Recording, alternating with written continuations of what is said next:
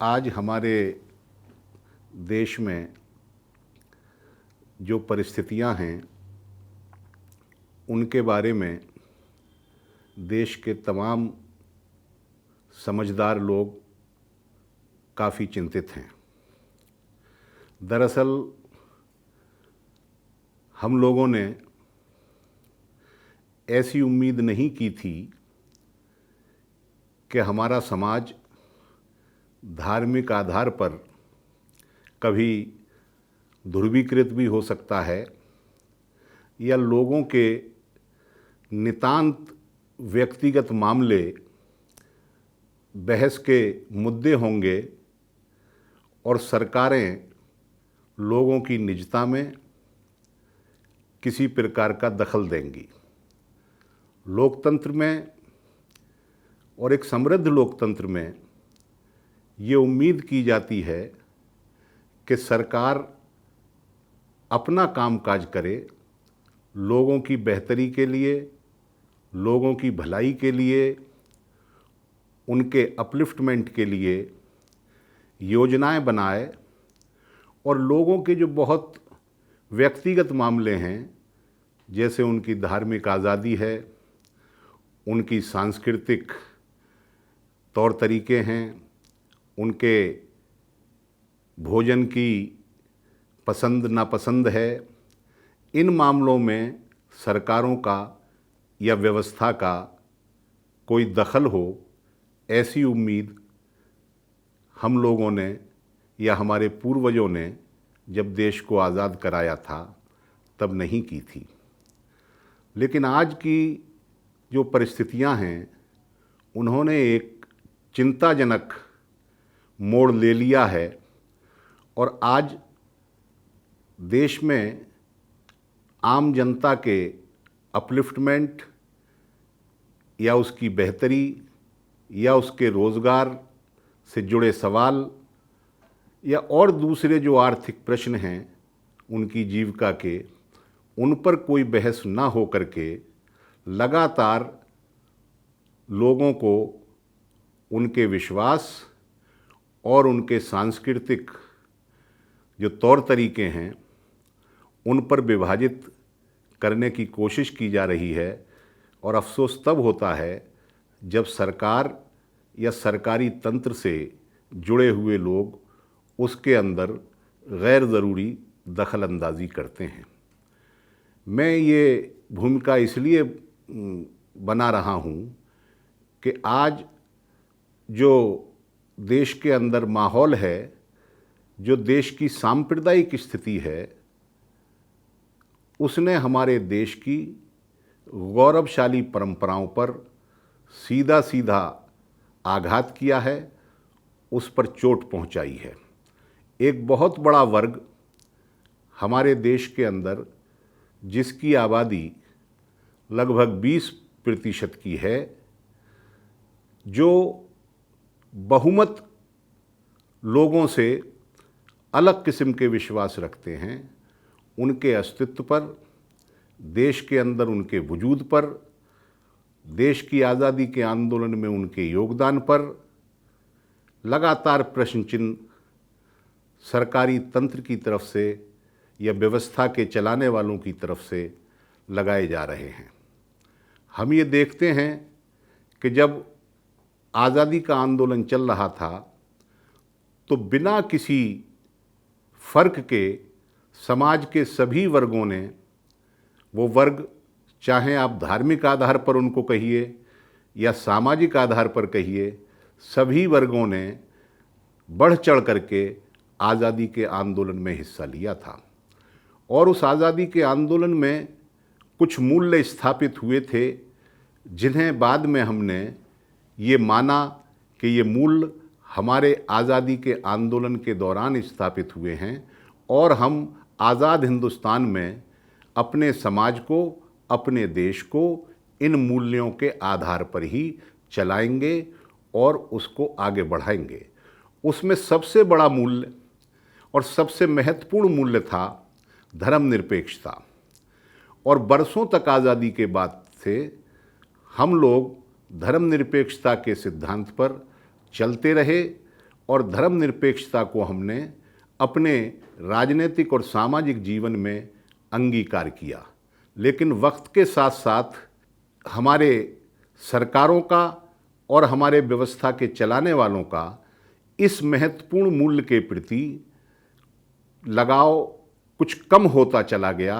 आज स्थिति ये हो गई है कि चाहे कोई भी समस्या हो,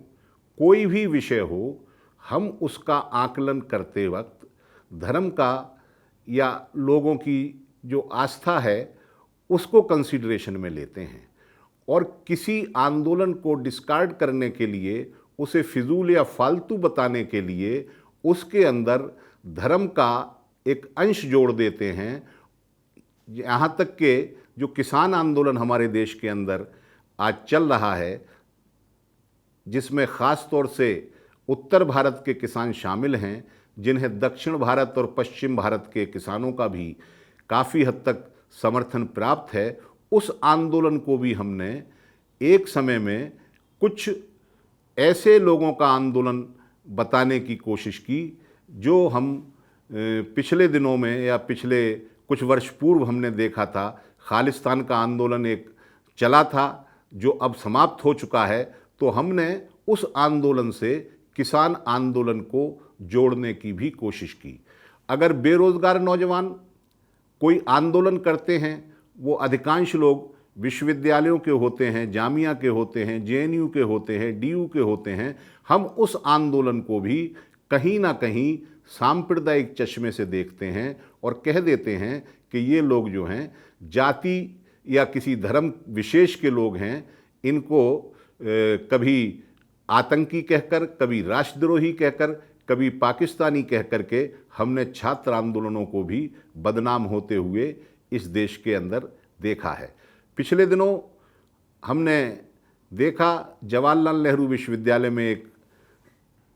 स्थिति पैदा कर दी गई। असल में आंदोलन था दलित छात्रों की समस्याओं का, जो रोहित वेमुला का एक हादसा हैदराबाद यूनिवर्सिटी में हुआ था। देश भर के छात्र उसमें आंदोलित थे। दिल्ली में जवाहरलाल नेहरू विश्वविद्यालय होने की वजह से वहाँ हम लोगों ने देखा कि वहाँ के छात्र भी जो बहुत ही संवेदनशील रहते हैं राष्ट्रीय मुद्दों पर, अंतर्राष्ट्रीय मुद्दों पर, वो उस आंदोलन को शुरू कर रहे थे। साजिशन उस आंदोलन के अंदर कुछ ऐसा मोड़ दे दिया गया सत्ता की तरफ से या सरकारी मशीनरी की तरफ से कि उस आंदोलन को राष्ट्र विरोधी आंदोलन ब्रांड करने के लिए दिन रात हमारी सरकार और हमारे देश की सत्ताधारी पार्टी लग गई। इसी प्रकार हमने देखा जब लोगों के ऊपर सीएए और एनआरसी के सवाल पर जब जगह जगह लोगों के ऊपर दमन होने लगा, तो जामिया और अलीगढ़ मुस्लिम विश्वविद्यालय के छात्र उसके प्रति आंदोलनरत हुए। तो उस आंदोलन को भी हमने पाकिस्तानी और विदेशी शक्तियों के इशारे पर चलता हुआ आंदोलन कहते हुए एक बहुत बड़े हिस्से को पाया। तो मैं ये कहना चाहता हूँ कि ऐसी स्थिति में हम ये कह सकते हैं कि ये तरीका इन परिस्थितियों से डील करने का या उन परिस्थितियों को फेस करने का ठीक नहीं है जो हमारी सरकार या हमारी व्यवस्था के जो संचालन करने वाले लोग हैं वो कर रहे हैं। दरअसल परेशानी ये है कि जब तक हम संविधान के अंदर जो हमारे उद्देश्य लिखे गए हैं उनके प्रति वास्तविक रूप से आस्थावान नहीं होंगे, तब तक हम इन चीज़ों को सही तरीके से न डील कर सकते हैं, न ये चीज़ें हमारे देश को या हमारे समाज को आगे ले जा सकती हैं। मिसाल के तौर पर जैसे मैंने अभी जिक्र किया लोकतंत्र का। लोकतंत्र एक ऐसी विधा है जो जीवन के हर क्षेत्र में जिसका होना बहुत ज़रूरी है अगर हम एक न्यायपूर्ण समाज की स्थापना करना चाहते हैं। लेकिन आज बदकिस्मती से हमारे देश में लोकतंत्र का मतलब सिर्फ ये हो गया है कि वोटों की गिनती कर ली जाए और अधिक वोट वाले जीत जाएं और कम वोट वाले हार जाएं। यानी हमने सिर्फ वोटिंग पैटर्न तक ही लोकतंत्र को या डेमोक्रेसी को सीमित कर रखा है, जबकि लोकतंत्र एक ऐसी अवधारणा है जिसका व्यवहार में होना भी बहुत ज़रूरी है। यदि हम व्यवहारिक रूप से अपने जीवन में लोकतांत्रिक नहीं हो सकते हैं, अपने घर के अंदर अपने बच्चों के अधिकारों या अपनी पत्नियों के अधिकारों का सम्मान नहीं कर सकते हैं, या अपने घर में रहने वाले बुजुर्गों के अधिकारों के प्रति हम सचेत नहीं हो सकते हैं, तब तक हम सही मायने में लोकतांत्रिक नहीं हो सकते। हमें दूसरे लोगों के अधिकारों का सम्मान भी करना लोकतंत्र सिखाता है, लेकिन हम लोग लोकतंत्र को सिर्फ चुनाव और सिर्फ चुनाव तक ही सीमित रखते हैं, और उसमें भी सिर्फ वोटिंग तक सीमित रखते हैं कि बहुमत और अल्पमत में ही हमने लोकतंत्र को विभाजित करके रख दिया है। लोकतांत्रिक होना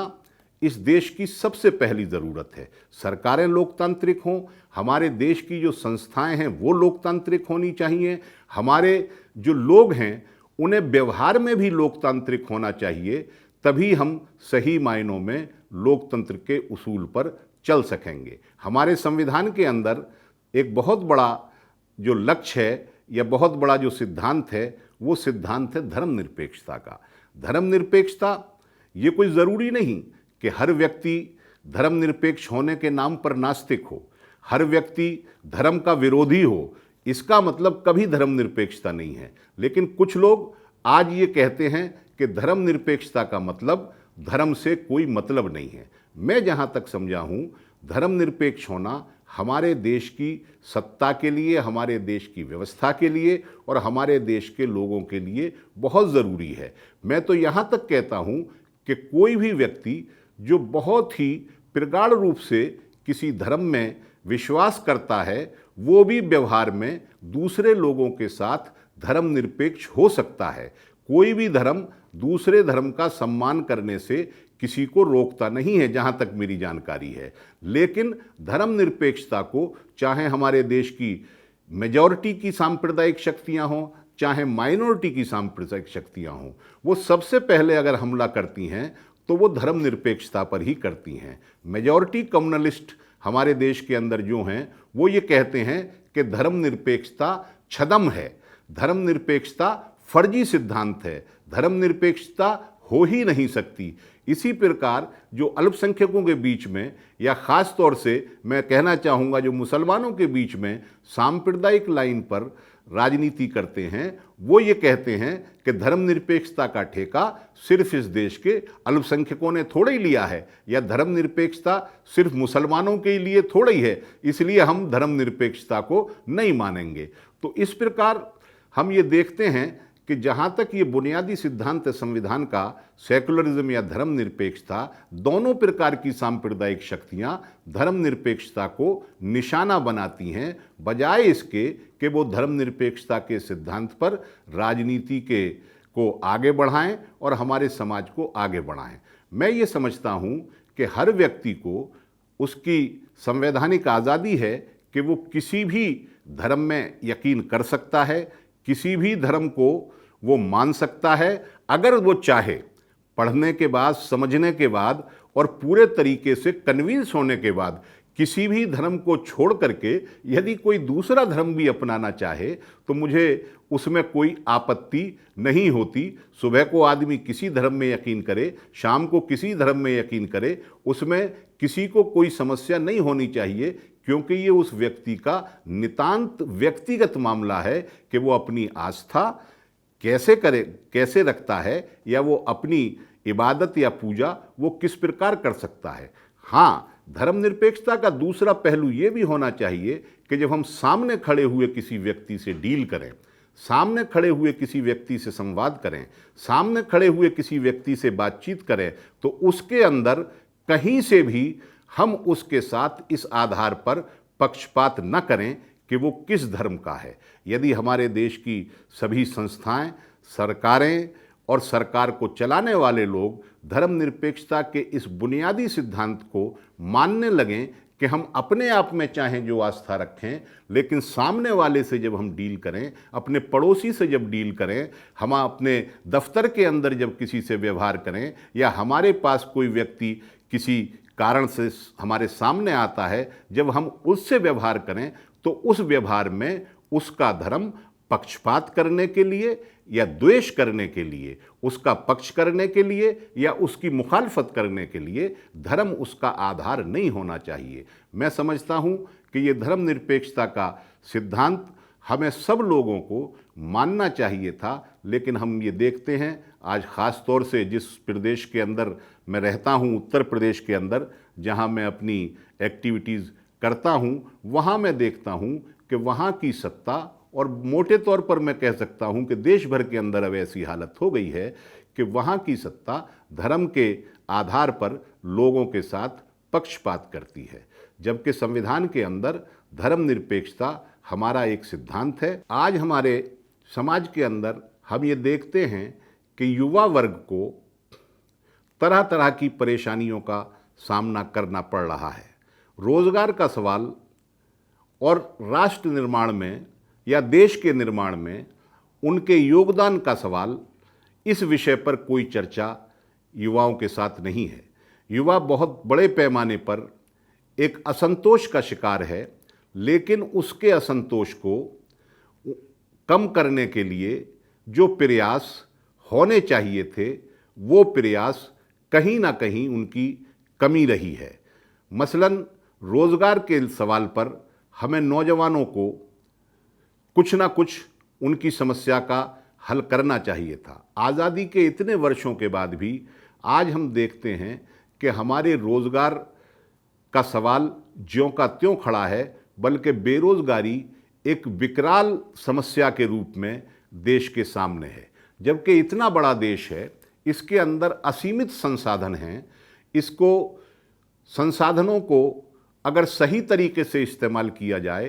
तो हम समझते हैं कि हम रोज़गार के मोर्चे पर नौजवानों को काफ़ी हद तक राहत पहुंचा सकते हैं। बड़े ताज्जुब की बात है कि हमारे देश के अंदर आज भी हम सब लोगों को पढ़ा नहीं पाए, सब लोगों को शिक्षित नहीं कर पाए। और हमारे उत्तर प्रदेश के अंदर जहाँ से मैं आता हूँ, वहाँ मैं देखता हूँ कि शिक्षकों की ट्रेनिंग किए हुए लोग रोज़ रोज़गार मांगने उत्तर प्रदेश के विभिन्न सरकारी दफ्तरों के सामने आंदोलनरत रहते हैं। उनकी मांग होती है कि हम पढ़ाना चाहते हैं, हमने प्राइमरी टीचिंग की ट्रेनिंग की है या हमने माध्यमिक शिक्षा के विद्यार्थियों को पढ़ाने की ट्रेनिंग की है, बीएड एमएड किए हैं, हमें कहीं ना कहीं रोज़गार दीजिए। और दूसरी तरफ हम देखते हैं कि हमारे उत्तर प्रदेश के अंदर और देश भर में भी लगभग ऐसी ही हालत है कि हमारे शैक्षिक संस्थाओं में लगातार ड्रॉप आउट होता जा रहा है।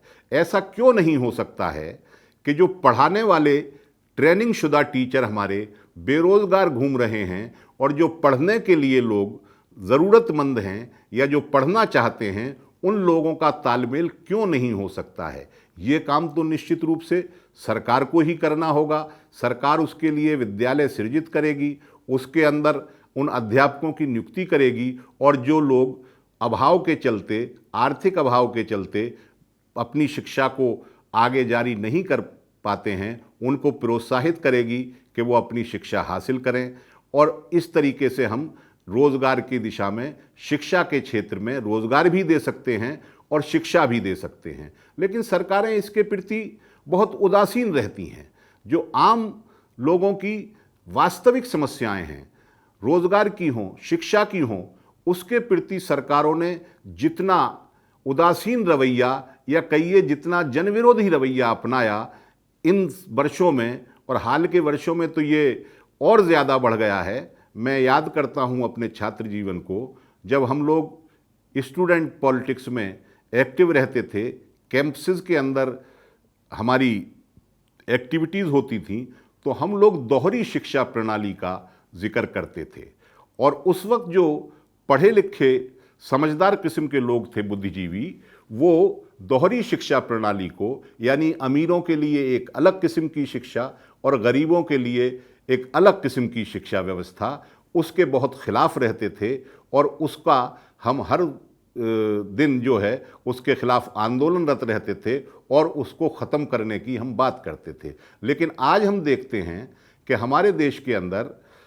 ऐसी स्थिति हो गई है कि उस दोहरी शिक्षा प्रणाली को इतना मजबूत कर दिया गया है इतना मजबूत कर दिया गया है कि वो गांव-गांव तक फैल गई है। आज गांव में जो थोड़े बहुत भी संपन्न लोग हैं, वो अपने बच्चों को वहाँ सरकारी स्कूलों में न भेज करके प्राइवेट स्कूलों में या निजी स्कूलों में भेजते हैं और मोटी फीस देते हैं। उनकी परेशानी भी ये है कि सरकार ने जानबूझ करके जो हमारी सरकारी शिक्षा व्यवस्था थी उसको एक तरीके से पंगु कर दिया, उसको निरर्थक बना दिया। वहाँ अध्यापकों की नियुक्ति नहीं होती, वहाँ स्कूलों के भवन ठीक नहीं होते। तो मैं समझता हूँ कि इस तरीके के विषयों पर लोगों को अपना ध्यान केंद्रित करना चाहिए और हमारे समाज को बांटने की जो साजिशें सरकार चलाने वालों की तरफ से या एक बहुत ही एक ऐसे लोगों की तरफ से जो काफ़ी संगठित भी हैं, जो संस्कृति के नाम पर सांप्रदायिकता फैलाते हैं, उन लोगों से बचना चाहिए और आम जनजीवन में जो समस्याएं हैं उन पर लोगों का ध्यान केंद्रित करना चाहिए।